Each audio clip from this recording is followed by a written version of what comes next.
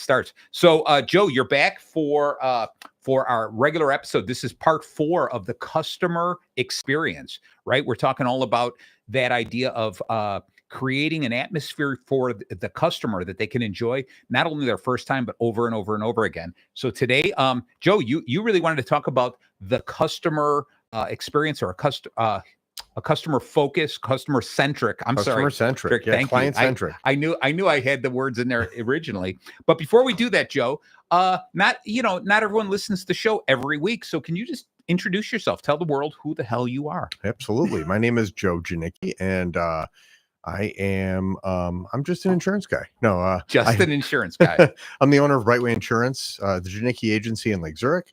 I also have a passion for client experience, and it's something that I'm a little nutty about. So it's something that I enjoy discussing and looking at different ways to do things better and deliver a better experience to clients.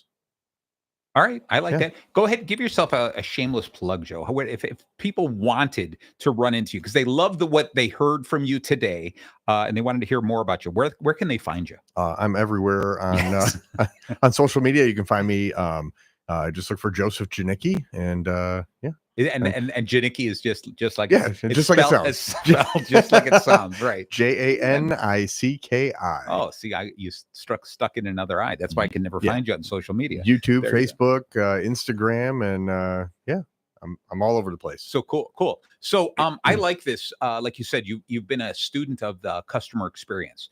It's been something really important to you, and it's really neat that I'm glad you pointed it out, because I've always felt the same way you do, that too often people who own a business, they put the customer second. Okay. It used to be, the customer is always right. And then I think that line, that sentence, that slogan has lost its vigor and its excitement. It's just becomes a line that we say, but we don't really know what it means, or we don't know how to follow through with it. Too many people, even employees, just feel like, well, what's in it for me? What do I have to do? Let me do the bare minimum to get my paycheck, let's say. Or owners are like, this is all about how we score some additional customers, and we're trying to think of how can we improve the business, but not facing the client or putting our shoes in their feet. Yeah, our shoes in their feet. You know what I mean? There's two schools of thought, and I think you've got to blend the two here. So when we talk about like the human centric approach, that's what we were coming to talk today about.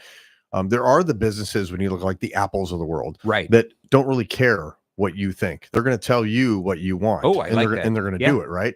And then there are ones that really like try to figure out, listen to the client, meet the client where they want to be met. But I think like when you look at the Apple and you're like, oh, they're just, who would have ever thought I wanted an iPhone, right? They told me I needed an iPhone, and I have one.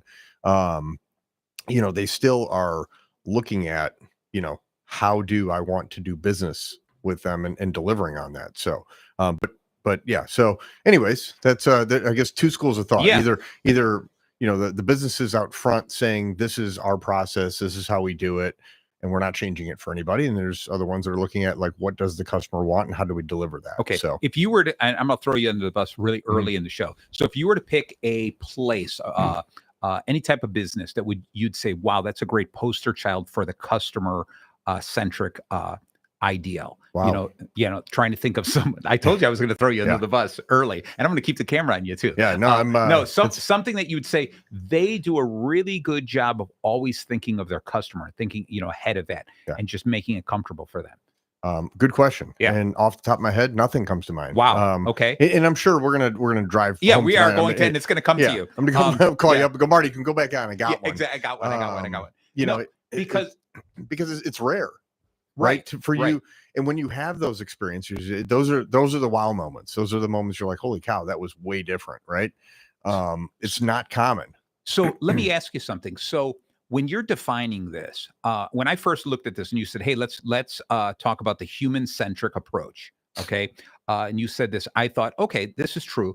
We're going to grab businesses or look at businesses that are really putting the customer at the center. Like, what is going to be the thing that we're going to please them, give them a desire to come back, give them a desire, something to talk about over and over again. And the business that came to my mind right away was Disney World. Mm-hmm. Okay, because whether or not you're saying, oh, well, it's this conglomeration, they're after making a bunch of money and stuff like that. I mean, technically, that's what every business is supposed to be doing. We're supposed to be looking to make some money. But a company that takes its time to really drive home and attention to detail to make everything easier and more pleasing for their customers. Mhm. Disney World, where it starts, and it's probably Disneyland, the Disney, I'm talking about the amusement parks specifically, really paint a great picture that make it pleasing to go and make everything just a little easier. As like the way they hide the necessities like garbage cans and things like that, where they blend them into the background so that they're easy to find when you need them, but they're not an eyesore when you don't need them. Yeah, Okay. you're right. They do, and they truly they think about everything. Yep. And we've talked about that, like on the First Impressions when we were talking Yep. about that show. Like they really they don't miss a beat. There's nothing that they do miss, and if they're constantly, I feel like, improving and finding new ways to deliver. Right. I don't know if you know this, but Tell me. if your child has an IEP, Okay. and you go there, and depending on what the IEP is for, they will give you a pass that you can avoid the lines and go straight to the front. Oh, wow. Okay. For other kids that have sensory issues, Yeah. they have other, supports that they can give you for your child while you're there. Like, so when I tell you, they think of everything. Like, I had no idea this existed. But yeah, you can go in and, you provide them the IP, they review it. They say, okay, you know what, here you go. And now you're fast pass. Right. To avoid waiting and all that other stuff. So like, it's all the little things. And I think when we look at this, you're expecting this big, like, boom, wow, this is like a gigantic thing that they do. But in reality, it's all the small things put together. It's all those things and how they all connect cohesively to provide that wow moment. Yeah. And I one of the things I want to, I don't want to do a whole show on Disney World, although that's probably worthwhile. The happiest place on earth. That's what I keep hearing. Until you get the bill. That's true. Is one of the things I loved noticing the last time I was there was the way that they move people. Okay. Understanding that people don't want to wait in lines. So what they do is they give them things to look at, things to do while they're in line. And I love looking at those little details like you talked about, was the railings that they use at all these different parks. Every section of the park you go to, as simple as a pole and a rope or a pole and a rail, right, is different with every single place you go to because it matches in with the idea there, the theme of that particular area. They change the ground, the way the ground looks. They change the plants that are around there. It's not just the buildings and everything. And they just do that because I think they take it from our side, our point of view as the customer, that we walk into this and we don't want to go to just an amusement park. We want to go to a whole other world. We want to have an experience for it. And I think that's what's so cool. And all small businesses can take a quick look at that and say, how can I steal that idea from Disney World? What is Disney World doing that I can do? Those little itty bitty things, There's another example of that. It's go ahead. And I think there's more airports in this, but the Atlanta airport was designed in that fashion to how do we move people through the airport and the traffic patterns, and how do they build the hallways to where people, maneuver through and like to keep the flows going. Right. They even built the runways with this. It's an end around. So you land in Atlanta, and instead of waiting like, I think it's Dallas is where we got to wait for all the airplanes to cross, that you actually land and you loop all the way back around and go right to the gates. And the planes just travel around. So there's no waiting to cross traffic or cross runways. Nice. So, but they looked at like the internal traffic patterns of how people move. Right. And how do we make that the most efficient and keep people moving in the right direction and keep the flows going. Yeah. So it's interesting because it's things you never think about, right? No. These are things that, you wouldn't think when you design a building that are important, but in reality, when you see them in action, it's really kind of cool. Yes. And Disney World's another one of those places. Right. So where it's those places that just really pay attention to the detail and say, we're efficient. We're 95% efficient. How can we get to become 96% efficient? Right. How can we become 97? How can we create something so that it makes it that much harder for our customer or our competition to keep up? All right. And I think that's one of the key things is to say that, let's say again, we always jump back to a restaurant now and then, but to be able to say that there's multiple places I can choose to go eat, what is one place going to do that's just a little bit more? Just a little bit more, so I'm just happy with everything around there, Yeah. right? And it's not just a restaurant; it's any store I go into. I want to have that experience. Remember, it's too bad I don't think they're around anymore. The Rainforest Cafe. Yeah. Okay. That's an example, Joe, that I would say was it was you were immersed in the rainforest. I mean, you went there. I mean, there was tropical fish and everything like that. But the food wasn't that good. No. Okay. And so I think that was the reason. I think we talked about that. That was probably the reason, the demise of a place like that, Sure. because it had the atmosphere that was absolutely wonderful. I can't remember. I couldn't say anything about the way the staff treated me. It was just something wonderful to look at and experience, but there was never a reason to go back there. Okay. They made waiting enjoyable. Yes, exactly. That's it. That's it. Once you got in, it was over, right? Exactly, right. But the outside, you're like, yeah, wait on my mind. table. Look at that. Look at that. And, Right. Yeah. And when I look at restaurant experiences, I always think about, I don't know that I need something necessarily right away, but sometimes they know I need something in that proactive, like even just refilling my drink. Yeah. Things, all those little things add up, and I think they're that little extra touch, right, of seeing a need before it's a need, and then acting on it, or knowing that your client is going to want something, or knowing what your client likes, or and acting on it before it becomes something that they have to ask for. Right. So Joe, before we get into this, I'm going to jump into our bacon for today. So the reason it's called Bacon Bits, obviously, you know this. It's the bacon for chewing. Man, you just jumped in. Don't go so quickly. The reason we call it Bacon Bits is because everything bacon touches just becomes a little bit better, right? So, except for your drains. Except for your drains. That's true. That's right. But it's makes it smell delicious for the plumber. Anyway, so what we do is we apply the bacon to this show, but not the bacon for chewing. No. What do you think it is? The bacon for doing. Now you got it. There you go, Joe. You jumped quick.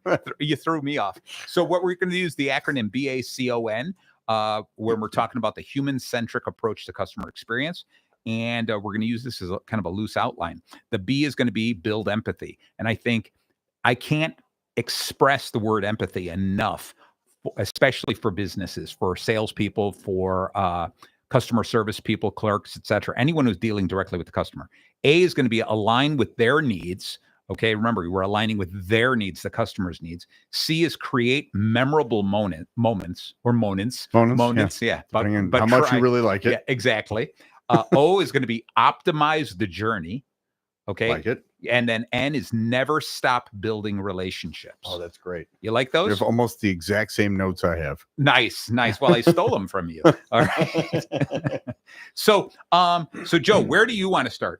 You were the one who said, let's talk about the human centric approach. Where do you want to start with this little journey? We can start with B and building empathy, and empathy. Building empathy. Yeah, and empathy is a foundation. I think. I think that's where it starts, right? Yep. At the end of the day. At the end of the day, or at the beginning of the day. Or at the beginning of the relationship. At the very beginning of the relationship, exactly. It starts with empathy. This is just going to be one of those shows. I could just tell. Yes, but it is building empathy. In other words, putting ourselves in our customer's shoes. Correct. It is so important, and again, that's one of these terms. Empathy, building empathy. It's one of those terms that we say so often that we forget what it really means, and we have to say. Like the first show, this is the part 4 of this on the customer experience. The first show, you talked about it so perfectly about you as an individual. You hire somebody, you as the owner, tell your employees, go outside and look at the building. Start with that and take the journey as if you were the customer. Yeah. Look at everything. Look at the shrubbery. Look at the lawn. Look at the signage. Everything. Look at the front door. All of that kind of stuff. And I think that's the first step in building that empathy, is looking at what we're offering, but then what is it that we're offering versus what do our clients need? Okay. And I think that's really important. So how do you dig into finding out what you would say your clients need? Okay. Because sometimes the clients don't even know what they need. They don't. You have to figure this out. So how do you go about that? Or if you were going to talk to a small business, Sure. how would you help them understand their client needs? Sure. Well, if we're dealing with a client, excuse me, I'm going to lead with questions. Yeah. You have to find out what's important to them somehow, right? You have to start with a conversation. The first thing I'm doing is feeling out that conversation. Is the client talking fast? Are they in a hurry? Right. Okay. Are they slow? Do they want to have a conversation? Do they want to talk about things? And then we're going to match, right? I want to, if my customer's in a hurry, well, if I start trying to slow them way down and go, well, let's talk about this, and I'm going to upset that client. Right. But we get into, in just a specific example, my team, and you'll hear them on the phone when they finish a phone call. The first thing they say or the last thing they say to a client before they thank them and all that good stuff is, hey, just in case I missed anything, can I text you? And for that information, or whatever, right. or is there another preferred method of contact? Right. Yeah. Because we find that most people, I mean, how often do you really want to pick up the phone and talk to somebody? Correct. Right. And most people don't, but there are some that do. Yeah. So if I can throw that out there and say, hey, is it okay if I text you if I missed any information, or do you prefer I contact you a different way? Gotcha. And you'll find some people have email, some people have telephone, whatever it is, do that. Because the customer just told you how to talk to them, how to communicate with them. So do that. Right. I think so many times, especially in my business, and my business is an old business, that people still want to do business in old ways and not really keeping up with or understanding how their clients want to communicate with them. Right. Okay. Right? I can't tell you any of my clients that actually want to get in the mail a bill, or they want to get, their policy in the mail, or just email it to me. Right. Right. Or don't. Just give me an online portal, right? So if I go doing things that are important to me and not paying attention to what's important to them, I'm just going to frustrate them, annoy them, upset them, or I'm just going to be average at that point. Right. So really trying to focus in on, who is the client, and understand what are they trying to tell me and how do they want to do business with me. And then from there, we're off to the races. I like that a lot. Because that first part of just how, what's the easiest way to communicate. And I agree with you. I love this because you're my insurance agent. Well, actually not you, it's Piper. Okay. but she's better than I am anyways. Yes, she is. But anyway, what I like about that is just this. She doesn't call me. She doesn't knock on my door and say, hey, what's up? She's got other things to do, and she knows I've got other things to do. All our communication is email. And I know that if I said, hey, I need something quicker, I'm going to get that call right away. Yeah. Okay. And the, our bills are paid that way. Everything is done with as little communication as about that part. Yeah. We'll have to talk after the show. All right. Sorry. Go ahead. That's right. But what I'm saying is that you have made it as easy as possible for me, and you discovered the way that I want to communicate. And that's what I'm going to say is tremendous. And I know that if I need to talk to somebody, man, that phone's going to be picked up and I'm going to get the answers. I told you the one time I had some questions on my new vehicle, and not only was she able to answer that, but she asked me additional questions about things I didn't know, I didn't understand. And then she gave me so think about this, and gave me some stuff like that was so incredibly helpful. Good. Excellent. Yeah. That's good to hear. So hopefully one day she'll actually listen to the show, and she'll hear me boast and brag about her. Well, and I look at like Amazon, right? Amazon is one of those companies that, when's the last time you talked to an Amazon employee? Oh, I don't think they have any real employees. Well, they do. Right? Yeah, they do. That's and you can get to one if you really need one. Okay. But chances are you won't. No. Right. So they've built it in a way that you can do it without somebody. But if you insist on talking to somebody, there is somebody there. They're accessible. They can call you right now. You just put in your, what number do you want to call you at? And it's instant. Your phone just rings and there's somebody there. It's crazy. But like for those that just need to talk to somebody, there they are. And I will tell you another thing that businesses do that will upset a client. And it is like so simple and so stupid. They hide the phone number for their business on their website to try and avoid talking to a client. Yes. And when a customer has a problem, the first thing they do on your website is look for a phone number. Right. Yes, I agree with you. So when they need to solve a problem, all you're doing is making them more and more frustrated, more angry, because they have no way to get a hold of you. It is so simple, so stupid, and they do it with intent, I'm sure, to limit these to Right. or To maybe alleviate maybe phone it's we're going to make it easier on the client, right? We're going to make our service self-service and send us an email. And no, when I got a problem, I'm looking for a phone number. Everybody's looking for a phone number. You jump on a website, where's the number, and they hide it or they don't have it, and then you got to Google it. Right. Right. And So I love this because they're looking for a solution and you just made their problem 10 times yeah, worse. now I'm even more frustrated. Right. Right. So what's human centric about that?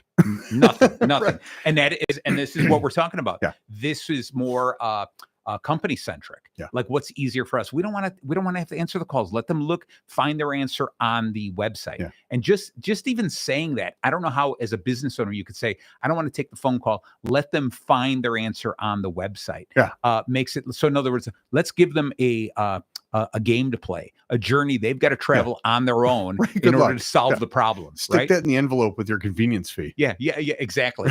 and so so I like it because you brought up Amazon, and Amazon is so neat. When you buy something, right in there in the text, it's like if you need to return this or cancel this order. I mean, it tells you immediately beforehand, before you even get it, like this. You can return this within X amount of days or whatever. And this whole idea, many people who buy this also buy this. Hey, Marty, you normally buy this. You haven't purchased this in a while. Do you want to put that on a subscription? Anything like that. I really like that because they're looking out for me. Some people might go, oh, they're just being pushy with the products.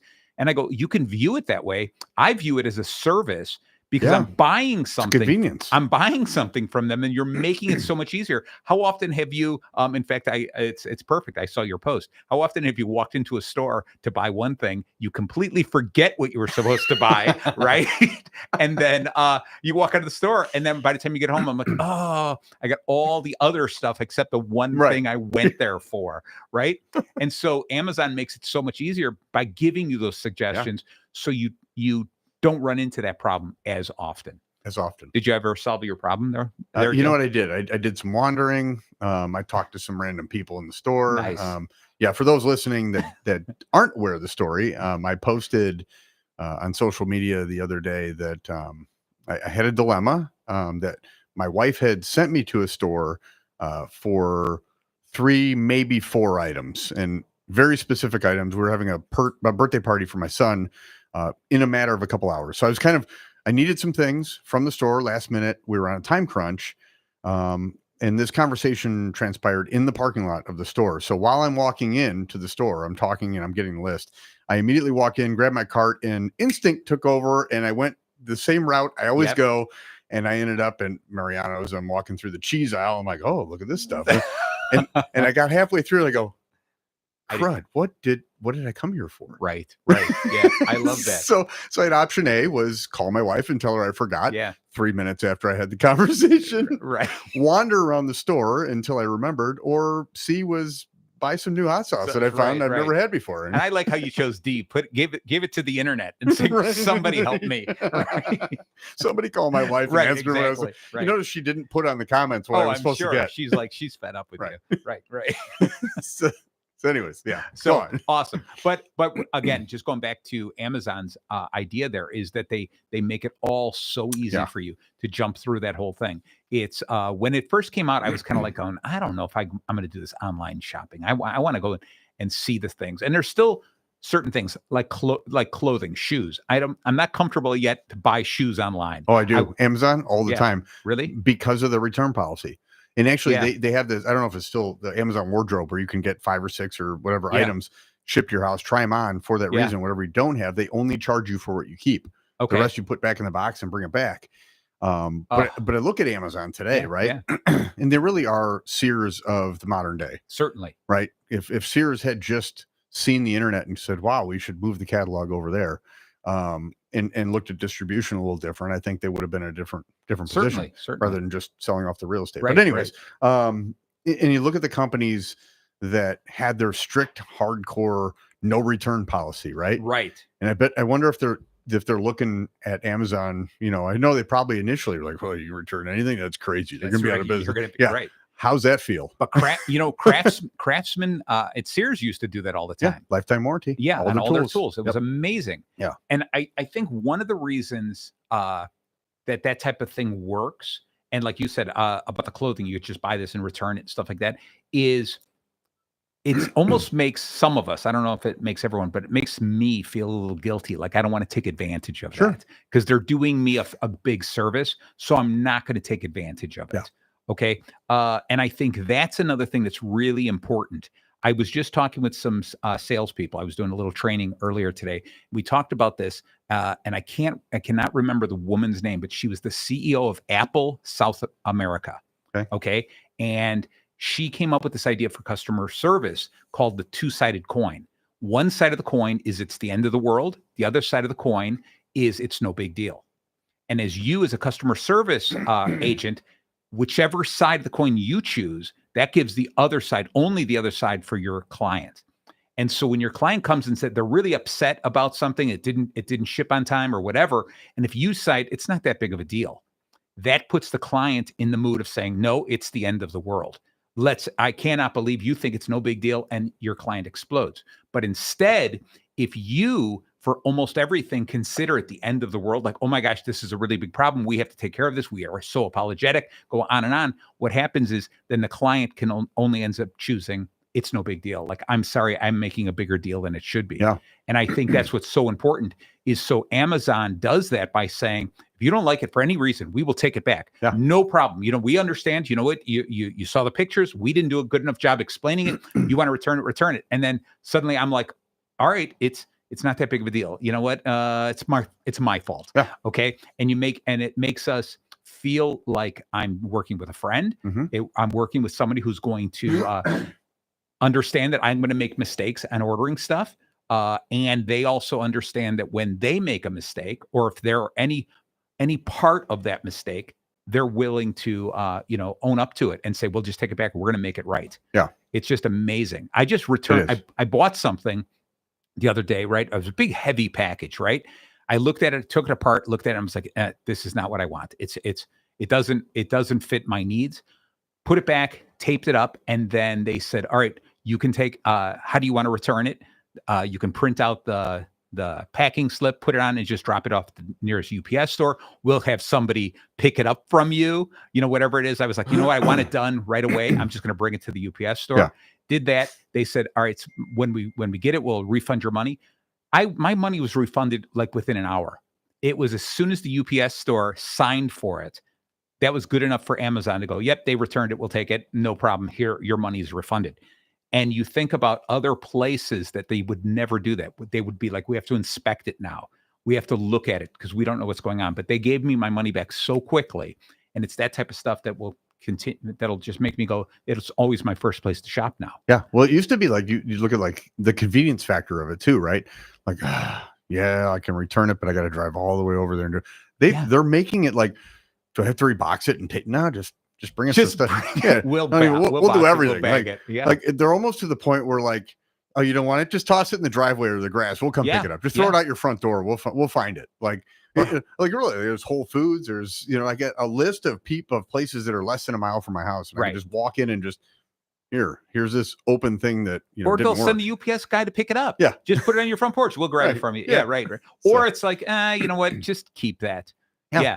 And we'll refund your money. Yep. And I think about it this way, Joe, if people weren't legitimately touched by that in some way, if I didn't feel embarrassed to take advantage of it, they'd go out of business. They couldn't possibly do that and return everything. Like if people were just buying and returning, taking advantage of it. And so they understood human nature better than we do. Yeah. Right. And they realized there's a point in this. And they've made me a very happy customer, and I will never take advantage of it. I'm never going to push it too far. Yeah. Like going, I'll just buy this, use it for the party, and return it the next day. Right. Okay. Right. Which I used to do at Sears. Okay. Or Home Depot. That's true. No. I never. None of us would ever do that. Sir, this tile looks a little aged. Yes, but that number is still in your inventory. There you go. All right, so we kind of blended together both build empathy and align with their needs. Okay, do you have anything else you want to add in with aligning with people's needs? No, anything else? I think that I mean, you hit it on the head, and I think that's such an important piece of this entire puzzle, because that's ultimately what we're doing by being human centric, right? Yes, we are ultimately just identifying with their needs. Correct. And then delivering on that. Yes. So, Joe, I'm looking at the time here. Are we gonna take a and break? We're going to take a momentary Pay some break. bills. Yeah, we're going to pay some bills, right? Yeah, we're going to see what this is. I'm looking on our. WRLR 98.3 FM LP, Round Lake Beach, Illinois. Programming on 98.3 The Life is sponsored in part by Oxtail Market. Oxtail Market is the Schultze Family Farms retail store providing meat products direct from their own third-generation Wisconsin farms. Oxtail Market, they're bringing that farm-fresh experience of steaks and beef to their neighbors in Illinois. Oxtail Market now has 2 Lake County locations, 777 South Milwaukee Avenue, that's Route 83, Unit J in Lake Villa, and their newest store is at 277 Peterson Road in Libertyville. They can be reached at 224-372-1021 by pressing 1 for Lake Villa or 2 for Libertyville. For more information, their website is www.oxtailmarket.com. The Life 98.3. Life's hits from the 70s, 80s, 90s, and now. And we are back. We took a really short break there because I want to jump right back into this. Sometimes Joe and we get carried away. We start going off on some tangent here. But today, I think we're holding true to the message here of creating a human-centric approach to the customer experience. So every business out there has got to really step away from your business, put yourself in the shoes of your customer. And I know sometimes we sit there and go, nah, I'm not going to do that. I'm not going to bend over backwards like that. But you're going to end up losing your customers to your competitor who will bend over backwards, who will create a more a business that's easier to deal with. All right. So we talked a little bit about building empathy, which is goes without saying. It's the most important thing you have to do is put yourself in their shoes. 2, we talked a little bit about aligning with their needs, understanding what their needs are, and have them trump what our needs are. Okay. And then C, we're going to get into this, is creating memorable moments. All right. Ooh. So give me an idea, Joe, when I talk about creating memorable moments, it's more than just what we talked about earlier about Disney World or the Rainforest Cafe. It's more than just that. It's got to be the experience that you feel like you were taken care of. Yeah. Okay. So how do you do that? Let's say in your company, how do you coach your people to take that next step to give them something, create a remarkable moment, something that people are willing to repeat? Yeah. This is something we could do a better job of. And I think we all can, right? I read a book about a year ago called Unreasonable Hospitality. Yep. And there were some really cool ideas that they did in this restaurant that just kind of blew me away. And it started with just paying attention and just listening. We talked about this in our last show. Right. That's where it all begins, because if you pay attention and you listen and you truly care, you can pick up on the things that are important to your client or important to your business partner or your referral partner or whatever.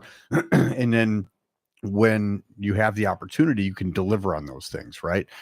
Maybe you find somebody like Marty Jalove is a Disney nut. Right. Yeah. I find that out.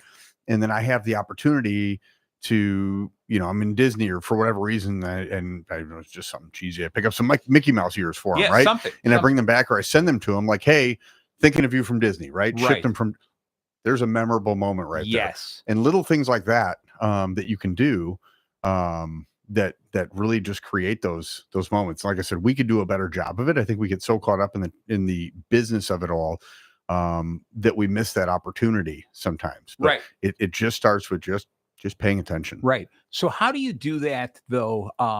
At scale? Well, at scale, but also how do you do it and make it authentic? Yeah. Okay. Because what you don't want to do is you don't want to have all your customer service people saying, all right, come up with something, like listen over, eavesdrop in, pick up something, and then we'll capitalize on that. It's got to be authentic. Like, hey, we know this means something to you, so we're doing it from our heart, not just because it's the next check off on my list. It's the next thing I'm supposed to do. So you have to train your people to really enjoy that, and it's almost to the point of if your people don't enjoy it and don't see the importance of it, you almost have to tell them, then don't do it. Right. Because you're not going to do it with sincerity, and it's going to come across even worse, because then it's going to come across as a bribe, or look at this. Here, I'm pushing you. I'm nudging you into something more. Yeah. It's got to be something really, really authentic. Well, it doesn't have to be crazy either. No, it's So, something small. New vet. We take our dog in. She's a puppy and she got spayed. We took her to this place called Companion in Lake Zurich, and I would tell you about the experience first. Okay. I walked in and she had gotten sick, and I was a little concerned. It was on a weekend. I called up probably an hour before the close, like, hey, here's the situation. What do I do? And she's like, bring her over. So we brought her over. Okay, cool. And again, last minute, nobody's like, hey, just bring her in. They're like, no, we close in an hour. Don't come by. Right. So anyways, I show up. They bring her right in the room, and the nurse is in there and whatever. And she's like, I'm going to grab the doctor. Doctor walks in. His name's Dr. Mike. Okay. He walks in. He looks at me, says hi, and then he's on the floor. He sat on the floor with the dog the entire time. And he's just playing with her, petting her, and he's talking to me. But he was on the freaking floor. And I'm like, this is the most awkward. Right. Should I be sitting on the floor? Should I sit down? Right. But it just showed his passion. Yeah. And he's treating your dog better than you are at that moment. Right. Yeah. I'm like, I don't want to be near her. She's sick. And like, there's things happening that I don't want to be. But he's just down there and just playing with her. And like, and he literally just plopped down on the floor and just sat and played with her. And it was like, it was so different. And such a, like, we'd been to Petco or wherever else. And like, such a different experience that I was just kind of wowed. And then fast forward, we had the spay there. I'm like, you know what? Yeah. We were scheduled at this other place. I canceled the other place. Right. I scheduled it with them. Yeah. And he's like, we should do this. If she's outside a lot, we should, and like gave me all these recommendations. I'm like, do it all. Do it all. Yep. Right. Yep. So we did it. We scheduled it, had the spay, all that stuff. Last week, I had a card from them, and I opened it up, and I'm like, this is, kind of cool. Maybe just a generic thank you card, right? No, it was hand signed by every single person in the hospital, including Dr. Mike. Wow. That's cool. And like, they all signed the card and just said, welcome. And, and thank you. And I'm like, you know what? It's small. It's kind of cliche, like the handwritten thank you note. Right. But it was kind of cool. Well, they took the effort. Yeah. Yeah. That's what was so wonderful. And there were different colors, like from the ink, like somebody wrote it in red, some wrote it in blue. Like it was real and authentic. And like, and it wasn't fake, because the way that he acted with my dog, I knew he cared. Yes. And like, I didn't even look at the bill or the quote when they're like, I didn't care, just because you just knew you were in the right spot. Correct. So those are those little moments, those wow moments, that even a stupid thank you card, a handwritten, hand signed, it just, you're like, oh, this is neat. And you know where that card is? I got it last week. It's still on the table behind my couch. Nice. It literally just sat it there like a Christmas card. I love it. So yeah. I love it. It's the idea that we need to learn how to delight our customers at every touch point, to delight them. Okay. And think about I think the strong impact of the card, Joe, is it brought you back. It reminded you of the other thing. The main thing for you was the fact that the doctor got down on the floor and was playing with your dog. Really, truly cared. Right. And then the card brought you back to that. And that's what's so cool about this, is if you can get into that mode of thinking and you can keep working on that, it's all those little things just keep connecting and driving us back to everything. And there were little reminders of my first visit.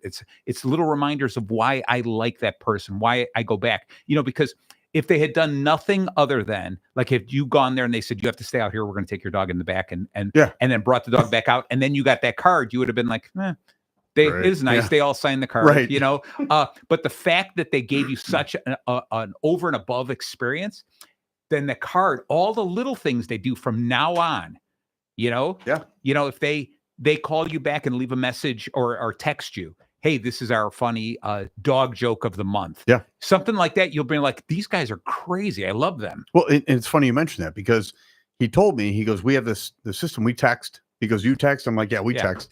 He goes, so there are times that things are going to come up. He goes, I want you to take a picture and send it to us. Oh, he goes, if nice. we can avoid a visit, yeah, I'd rather do that. So like when she had the surgery, she had some, like, she was scratching, had a little, so I took some pictures. It didn't look great. And I sent it in, and I'm like, hey, should I be worried about this? I didn't have to pay for a visit. I didn't have to bring the dog in. They just responded like, don't worry about it. If it, Here's what you like. And just, yeah, that looks normal. Everything's fine. Or no, that's something we should worry about. Maybe we can call on a script for this, whatever. But they're just So doing perfect. it with Right. the intent of let's take care of the dog, right? And let's take Yeah. care of the client, Yeah. not about how do we bill for this. Exactly. So- And so then you got to believe that they feel that same thing, that he's got to feel some guilt Yeah. to let's just get the guy back in here and let's charge him an office visit. And he's like, no, Lowe's, let's take care of the animal first. Mhm. And I love this. And there's got to be something where you're like going, oh man, there's nothing wrong with your dog. Everything's okay. We could have done this over the phone. I have to charge you for the office visit. Right. So he's gone through that and said, I don't want you to feel bad about calling me. Yeah. What's most important is the thing that's most important to you is that your dog is going to be okay. Yeah. Yeah. So Yeah. I love that. And it's creating those little things. And I think it's important for us to understand that if we do something really big, then we can just follow it up with so many little things that remind us of that. Yeah. But you got to keep up with it, and it's got to be sincere. It Yep. can't be pretend. It can't be where it's feeling orchestrated or that it's motivated. Like, see, I'm doing this for you so that you'll buy from me. Sure. It's got to be that we're creating a real acquaintanceship. Yeah. Right. And I just love what I do, and I want to share that experience with you. Yep. And it's everything. And I love going back to restaurants all the time. I think Me too, if you're buying. yeah, exactly. I think one of the reasons I keep bringing up restaurants, it's one of those things we see a lot. And because we eat the things, we're eating there, we want that to be extra clean. We want atmosphere. It's a playful experience, right?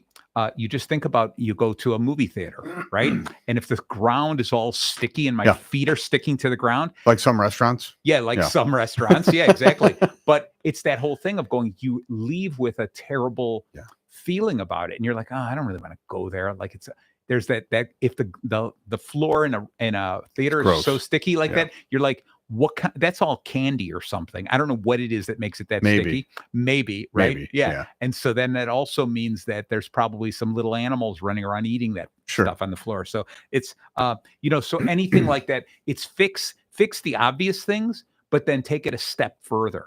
Okay. There's a thing called the arena razor, there's these psychological things that say that every moment, and for you as a restaurant owner, a business owner, a manager, or even an employee, every moment you are faced with the decision of, am I going to be in the arena or am I going to be in the stands? Okay. Am I going to be in the arena and be the star, the celebrity? And it's lonely out there. Yeah. And that's the chances that you can get laughed at. You can fail out there. In the stands, it's easy. I can sit in the stands and do absolutely nothing. And I can talk bad about the person in the arena. But the real guts, confidence is built in the arena. Change happens in the arena. And every single time you do this as a business owner, you have to take a look at this and say, what am I going to do to make my place the arena? What am I going to do as an insurance company? What am I going to do for me as a business coach?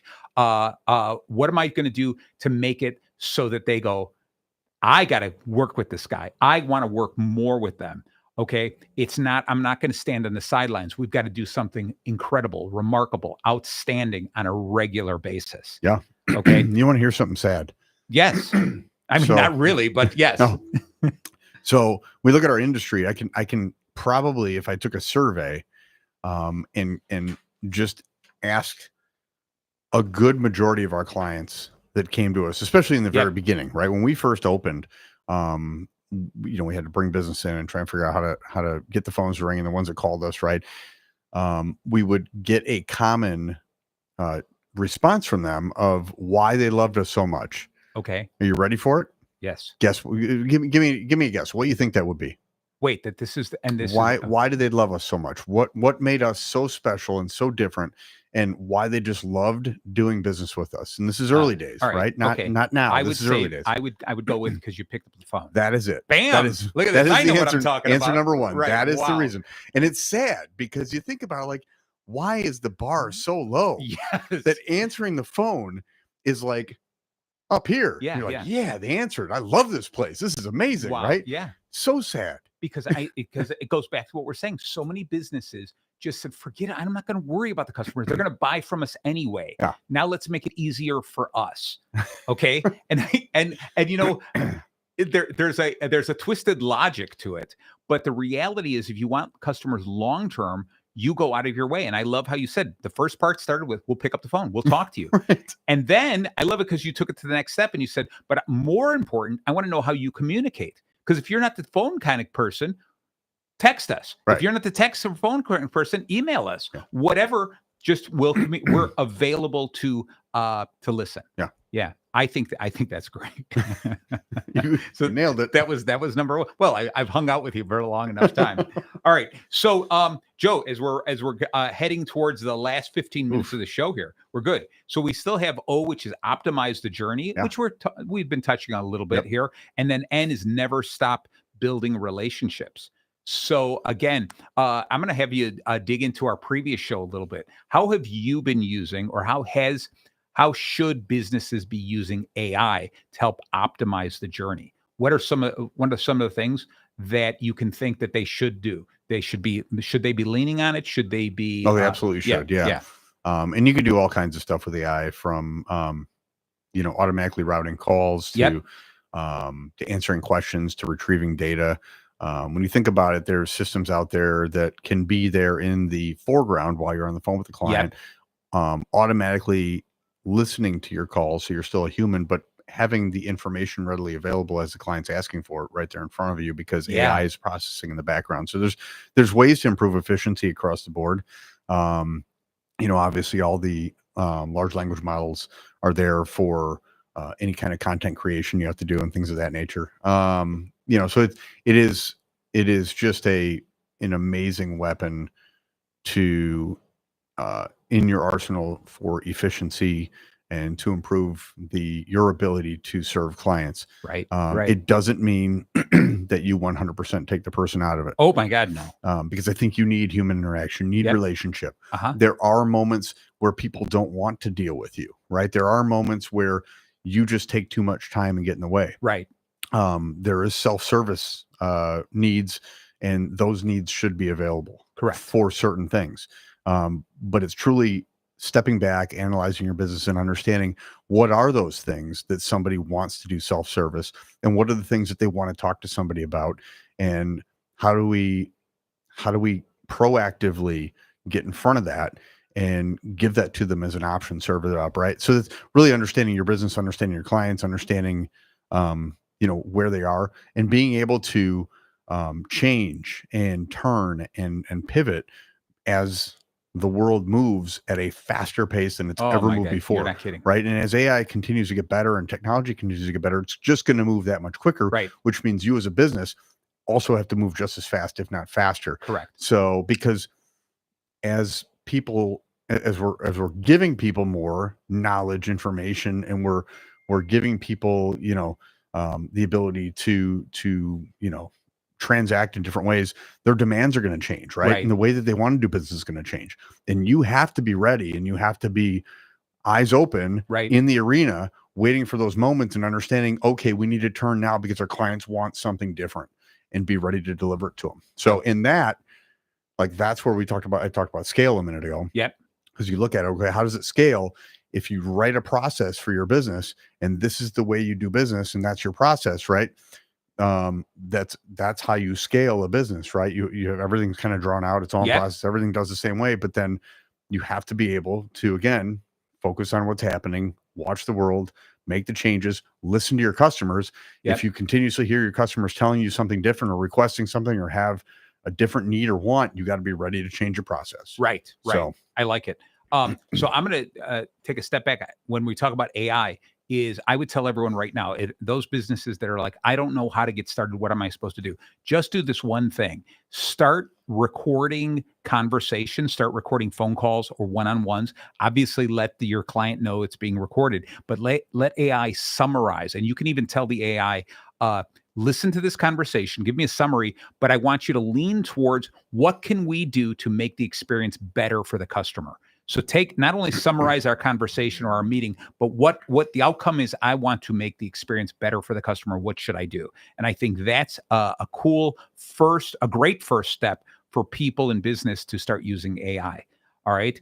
And so And so, Joe, and you talked about this whole continuing to build relationships. We still need people. And I think that's important because people are still going to be a little bit afraid. They're still going to feel like an AI, a robot answering machine is going to be a little cold. Yeah. Okay. That's going to continue to change. That's going to get better. And the next generation is going to accept it. But in the meantime, what we need to do is we need to be a human voice, an actual living person with a beating heart, being able to tell these people, I understand what you're going through. I'm going to go back to the beginning Empathy. where I'm building empathy. Yeah. I understand what you're going through, and I'm going to make it better. I'm going to really try to help you through this. Okay. And I think when you're working with clients who you find are having a good time with you, or just a small problem that you're able to fix, I think it's really good to ask them what are the friction points of doing business with us? What are the little hiccups, the obstacles that maybe I might be able to fix? If we could fix one thing about our transaction here, if we could fix one thing about our interaction, what would that one thing be? And if you just ask that, that's not an intrusive question. It's a quick question. It's not giving everyone a 100-sentence, 100-question survey. It's one question. What is one little thing we can do to improve? All right. And if all your agents did that, or if all your clients, all your employees did that on a regular basis, the information you would find would be incredible. And then before you know it, you're saying, hey, we can fix that. We can change that. We can make it a smoother ride for our customer. Yeah. I think you'd have to be cautious. And I would take that data and find some way to analyze it and really review the data for consistencies. Yes. Because the last thing you want to do is become a ping pong ball. Oh, and go, I agree. Well, this customer said we should do this. Well, let's do that. Right. Yeah. And then, You you go over there and you got to, so I agree with you. Yeah. Yeah. Because you want that insight, but then you got to take that data and really assess it and figure out, Not everything is the end of the world. Are we hearing Right. a common theme? Yes. Right. Yes. So, do people think our telephone system sounds like Comcast? Because, Right. that's a problem. Yeah. So sorry, did I say Comcast? I didn't- Yeah. I Well, didn't- anyways, yeah, everybody something knows like what I mean. Yeah. So, But nice. But obviously that was Joe. That was not. Yeah. That was not. and I do not, and I don't have Comcast now. You know That's why? right. Yeah, that was not endorsed by this show or this station. Thank you, Comcast, for all the help you've done for 98.3 The Life.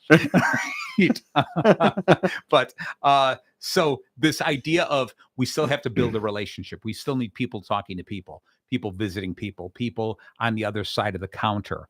All right. I don't like this idea of they said it was going to make it easier for me to check out of a store because when I do self-checkout. No. Okay. No, that is completely not in my favor. Okay. It's the same thing where there are some fast food restaurants that now it's all kiosk based. You walk in and you choose on a kiosk and then you walk to the counter and they serve you food. Okay. And that kind of thing is distancing us from the customer so far. And it's making me feel like there's nothing special here. Yeah. Okay. It's more of an irritant for me to do business with them, because as soon as you look at this and go, I have a question and they don't have the answer. I can't find the answer here. What am I supposed to do? And there's nothing worse than send someone over to help me do the self-checkout. Yeah. Right. Because that was more efficient than anything else. Yeah. Okay. So you want to hear another good one? I would love to. I called a company the other day and I said, hey, I'm really looking to find this information. And I'm wondering if you can pull this up and tell me, whatever, blah, blah, blah.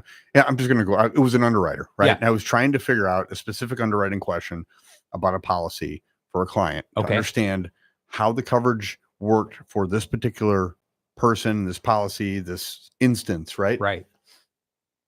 The response was, are you at your computer? Sure. Okay. Here's what I want you to do.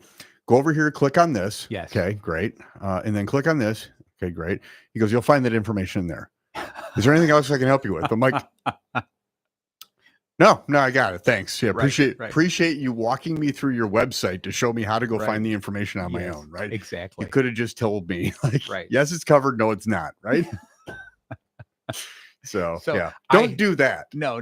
And I'll tell you, it was great because I'll tell you the same thing. So, and I might have shared at least part of the story. So there's a printer I go to just to print like short runs of things, short, posters and stuff. And every time I go there, there's this one guy behind the counter.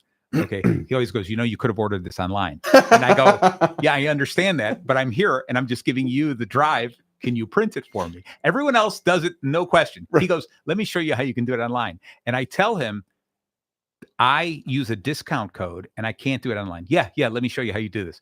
And it has happened now 3 times that he turns his computer around, marches me through the entire step by step how I could have ordered it online, right? And then at the end, I go, where do I enter my discount code? He goes, oh yeah, it doesn't look like there's a space for that.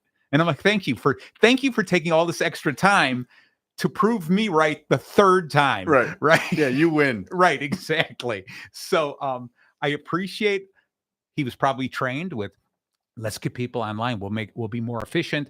You won't have to stop what you're doing. But he just needs a little bit more training on that. Okay. So do you want to call out the printer? No, I don't want to call it the printer. You don't want No. I'm sure you know his name by now, right? No, I have no idea. Can't remember. All right. I don't believe, and on this is I would rather talk about the people who are succeeding. And unfortunately, you can call Joe anytime at Brightway Insurance. He'll name you. He'll tell you all the places. 847-807-3200. There you go. Could I find you on the web, Joe?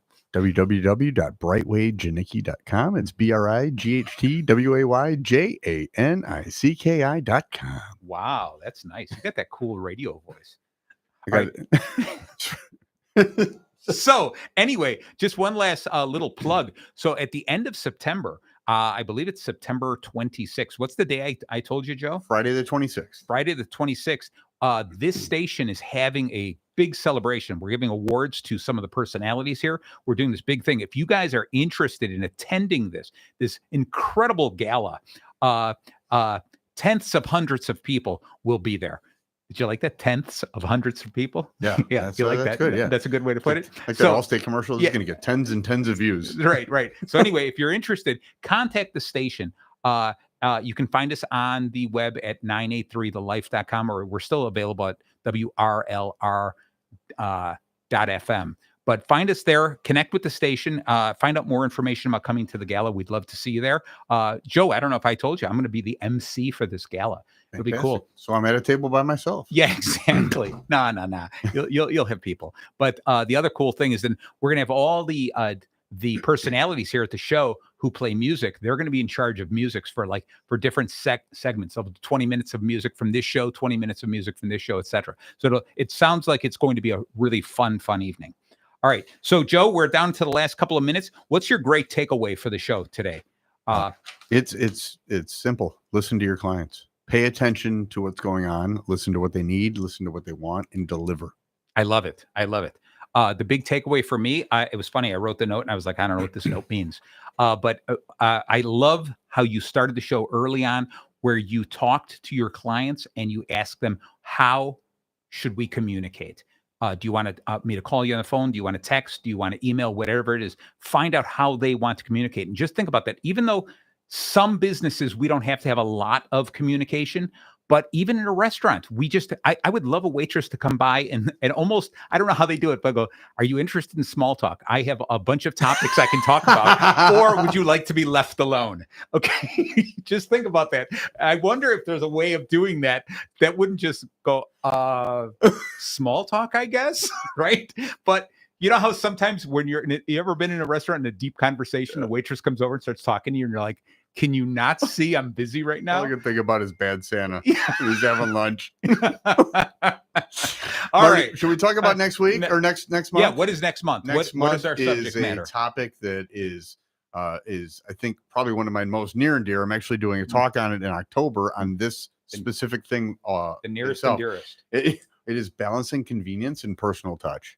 And I think right now in this economy, in this world, it pairs perfectly with the conversation we just ended with, in understanding what is that balance and how do we deliver. I like that a lot, Joe. I think that is going to be good. So balancing convenience and personal touch, because I think a lot of businesses are going to say, you guys are talking about a lot of stuff, but it's going to cost us a lot.